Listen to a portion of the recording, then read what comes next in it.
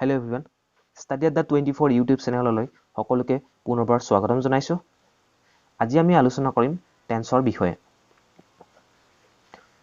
যদি আপোনালোকক free PDF study materials লাগে তেনেহলে আমাৰ blogspot assamalljobcareer.blogspot.com ভিজিট কৰিব পাৰে। লগতে আমাৰ FB page Assam GK, Indian GK, World GK follow কৰিব পাৰে।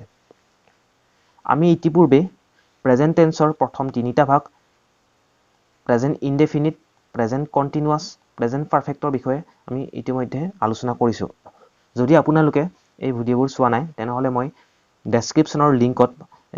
ডেসক্ৰিপচনত এই তিনিটা ভিডিঅ'ৰ লিংক দি দিম। এতিয়া আমি আলোচনা কৰিম প্ৰেজেন্ট পাৰফেক্ট কন্টিনিউয়াসৰ বিষয়ে। প্ৰেজেন্ট পাৰফেক্ট কন্টিনিউয়াস টেন্সৰ বিষয়ে আমি এই ভিডিঅ'টোত আগবঢ়াম। এই ভিডিঅ'টোত আপোনালোকে শিকিবলৈ পাব What is present perfect continuous tense? Present perfect continuous tense মানে কি?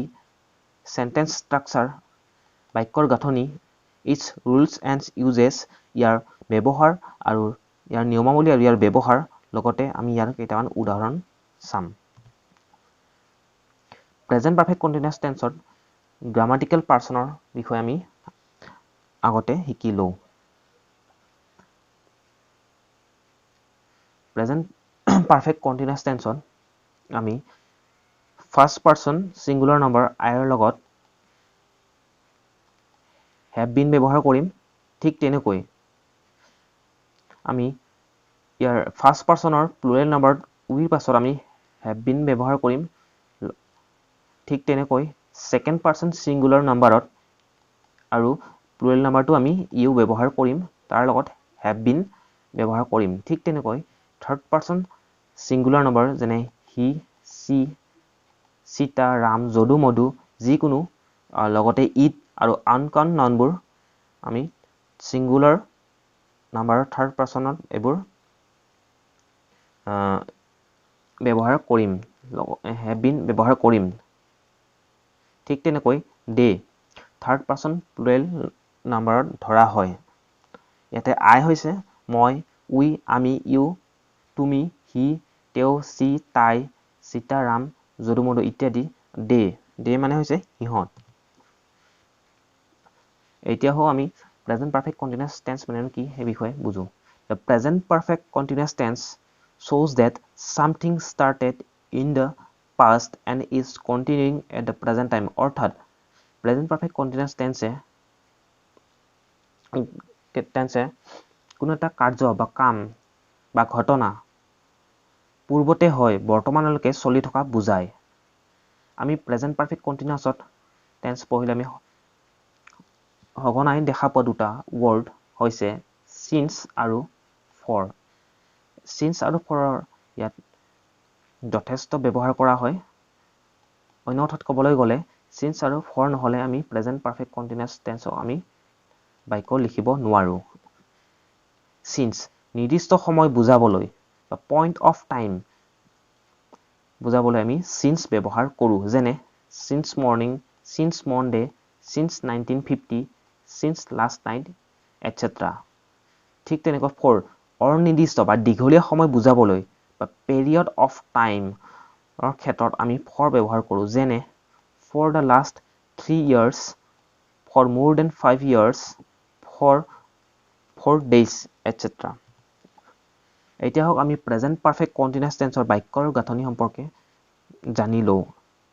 প্ৰেজেন্ট পাৰফেক্ট কন্টিনিউয়াছৰ হয় অৰ্থৰ বাক্যৰ গাঁথনি বা পজিটিভ সেন্টেন্সৰ বাক্যৰ গাঁথনি হ'ল সাবজেক্ট, have বা has been, have been বা has been। এটা কথা আমি ইয়াতে মনত ৰাখিব লাগিব যে have been বা has been আমি সাবজেক্টৰ person singular number, plural number, first person, second person, third person অনুসৰিহে আমি ইয়াক have been, has been ব্যৱহাৰ কৰিম বা কৰিব লাগিব। তাৰ পাছত আহিব V4 অৰ্থাৎ মূল ভাৰ্বত ing প্লাছ আদাৰ ৱৰ্ড। ইয়াতে আপোনালোকে হয়তো এটা কথা ভাবিব পাৰে যে ইয়াত অবজেক্টনো ক'ত গ'ল। আমি ইয়াত অবজেক্ট আদাৰ ৱৰ্ডত অবজেক্ট, এডজেক্টিভ, এডভাৰ্ব ইত্যাদি আমি ইয়াতে সোমোৱাই লৈছো। প্লাছ সময়সূচক শব্দ যেনে since morning, since 1915, for the last 5 years, etc. এইবোৰক আমি সময়সূচক শব্দ বুলি ধৰো। নহয় অৰ্থৰ বাক্যৰ গঠন subject plus haven't been বা have not been hasn't been বা has not been plus V4 মূল ভাৱত ing যোগ plus other word plus সময়সূচক শব্দ ঠিক তেনেকৈ প্ৰশ্নবোধক বাক্যৰ have বা has plus subject তাৰ পাছত আহিব been তাৰ পাছত আহিব V4 বা মূল ভাৱত ing যোগ other word plus সময়সূচক শব্দ এতিয়া হোক আমি প্ৰেজেন্ট পাৰফেক্ট কন্টিনিউয়াছ টেন্সৰ ব্যৱহাৰবোৰ চাওঁ কোনো এটা কাম অতীতত আৰম্ভ হৈ এতিয়ালৈকে হৈ থাকিলে বা চলি থাকিলে তেনে কাম আমি প্ৰকাশ কৰিবলৈ আমি প্ৰেজেন্ট পাৰফেক্ট কন্টিনিউয়াছ টেন্স ব্যৱহাৰ কৰোঁ যেনে he has been reading the book for 2 hours তেওঁ 2 ঘণ্টা ধৰি বুকখন অৰ্থাৎ কিতাপখন পঢ়ি আছে they have been playing football for an hour সিহঁতে 1 ঘণ্টা ধৰি ফুটবল খেলি আছে ইয়াতে they হৈছে subject have been বা has been subject অনুসৰি আমি ব্যৱহাৰ কৰিব লাগিব play মূল ভাৱৰ লগত আমি ing যোগ কৰিছো ফুটবল হৈছে object for an hour হৈছে সময়সূচক শব্দ ঠিক তেনেকৈ he has been reading the book for 2 hours he হৈছে subject has been আমি subject অনুসৰি বহুৱাইছো subject অনুসৰি আৰু structure বাক্যৰ গাঁথনি অনুসৰি আমি পজিটিভ সেন্টেন্সৰ বাক্যৰ গাঁথনি অনুসৰি আমি have been বা has been ব্যৱহাৰ কৰিম তাৰ পাছত মূল ভাৰ্বৰ লগত ing যোগ কৰিছো তাৰ পাছত the book object for 2 hours সময়সূচক শব্দ ঠিক তেনেকৈ she has been finding the dress since morning তাই ৰাতিপুৱাৰ পৰা তাই ড্ৰেছযোৰ অৰ্থাৎ তাৰ কাপোৰ বিচাৰি আছে ইয়াত she হৈছে subject has been হৈছে আমি সাবজেক্টৰ has been আমি বাক্যৰ গঠন অনুসৰি বহাইছো find হৈছে মূল ভাৰ্ব তাৰ লগত ing যোগ দিছো the dress হৈছে object since morning হৈছে সময়সূচক শব্দ ঠিক তেনেকৈ I have been listening to melodious song for an hour মই 1 ঘণ্টা ধৰি melodious গান শুনি আছো They have been playing cricket in that field for 5 hours. সিহঁতে 5 ঘণ্টা ধৰি ফিল্ডত ক্ৰিকেট খেলি আছে They হৈছে subject have been বা has been আমি বাক্যৰ গঠনি অনুসৰি বহাইছো play হৈছে মূল ভাৰ্ব play মূল ভাৰ্বৰ লগত আমি ing যোগ দিছো তাৰপিছত ক্ৰিকেট হৈছে object cricket in that field for 5 hours হৈছে টাইম এক্সপ্ৰেছন যাক আমি সময়সূচক শব্দ বুলি জানো ঠিক তেনেকৈ the poet has been writing romantic poems for several hours কবিজনে কেইবা ঘণ্টা ধৰি ৰোমান্টিক কবিতা লিখি আছে Have you been listening to realistic song since morning এইটো হৈছে এটা question sentence আমি বাক্যৰ গঠন অনুসৰি আগত আমি have বহাইছো তাৰ পাছত subject তাৰ পাছত been বহাইছো মূল ভাৰ্বৰ লগত ing যোগ দিছো শেষত other word I have not been watching the cricket match for an hour মই 1 ঘণ্টা ধৰি ক্ৰিকেট মেচ চাই থকা নাই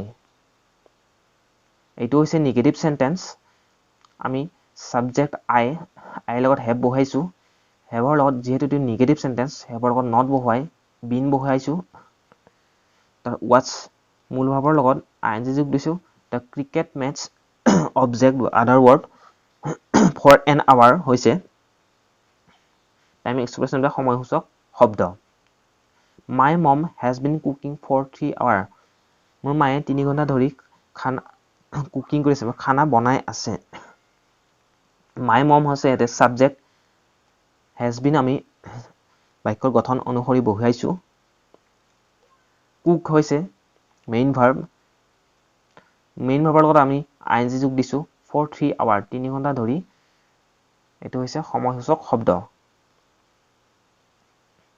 ঠিক তেনেকৈ I have been watching the concert for an hour. এইটো I হৈছে subject, I হৈছে আমি have been বাক্যৰ গঠন অনুসৰি বহাইছো। watch মোৰ ভাৱৰ লগত ing যোগ দিছো। the concert object বা other word for an hour এঘণ্টা ধৰি। I have been watching concert মই এঘণ্টা ধৰি concert চাই আছো। এটা হওক 2 নম্বৰ ৰুলটো লৈ কিছুমান ভাৰ্বৰ প্ৰেজেন্ট পাৰফেক্ট কন্টিনিউয়াছ টেন্সত ব্যৱহাৰ নহয়। এনেবোৰ ভাৰ্বেৰে সেন্টেন্স গঠন কৰিবলৈ আমি প্ৰেজেন্ট পাৰফেক্ট টেন্স ব্যৱহাৰ কৰিব লাগিব। এনে ধৰণৰ কিছুমান ভাৰ্ব তলত উল্লেখ কৰা হ'ল। ফিল ভাৰ্বৰ লগত আমি কেতিয়াও প্ৰেজেন্ট পাৰফেক্ট কন্টিনিউয়াছ টেন্স ব্যৱহাৰ কৰিব নোৱাৰো সাধাৰণ অৰ্থত।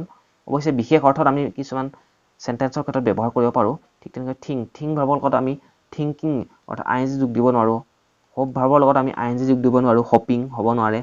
লাভ ভাৰ্বৰ লগত আমি ing যোগ দিব নোৱাৰো, লাভিং হ'ব নোৱাৰে।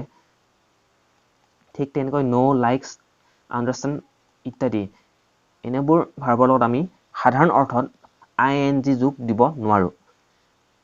উদাহৰণস্বৰূপে আমি 20 বছৰ ধৰি ইজনে সিজনক চিনি পাওঁ। আমি 20 বছৰ ধৰি ইজনে সিজনক চিনি পাওঁ। এই কামটো অতীতৰ পৰা আমি বৰ্তমানলৈকে আমি চলি আছে। অৰ্থাৎ আমি পূৰ্বৰে পৰা 20 বছৰ ধৰি তেওঁক চিনি পাওঁ। এই সেন্টেন্সটোক আমি প্ৰেজেন্ট পাৰফেক্ট কন্টিনিউয়াছত লিখিলে we have been knowing each other for the last 20 years। অৰ্থাৎ যিহেতু এইটো ইয়াত নো ভাৰ্ব আছে, নো ভাৰ্বৰ লগত আমি ing যোগ দিছো, গতিকে এইটো শুদ্ধ নহয়। আমি ইয়াক প্ৰেজেন্ট পাৰফেক্ট কন্টিনিউয়াছৰ সলনি প্ৰেজেন্ট পাৰফেক্ট টেন্সৰে প্ৰকাশ কৰিব লাগিব। যিহেতু ইয়াত নো ভাৰ্বটো আছে, আমি প্ৰেজেন্ট পাৰফেক্টত লিখিলে হ'ব we have known each other for the last 20 years। ইয়াত we হৈছে subject, have আমি প্ৰেজেন্ট পাৰফেক্ট টেন্সৰ বাক্যৰ গঠন অনুসৰি বহুৱাইছো।